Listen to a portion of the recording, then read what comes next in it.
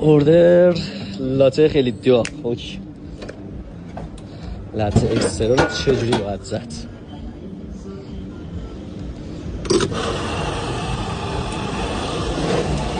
عرفان تورچ رو آماده کن که میخوایم لاته اکسترا بزنیم.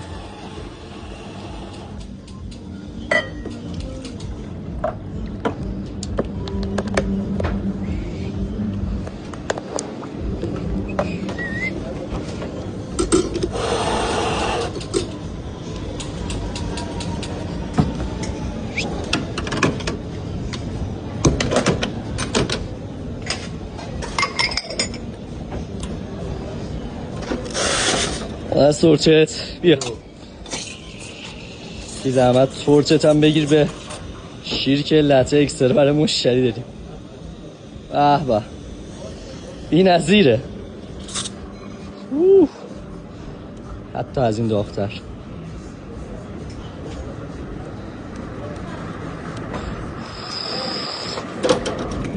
خب لاکتوز رو از دست دادیم، قند رو از دست دادیم.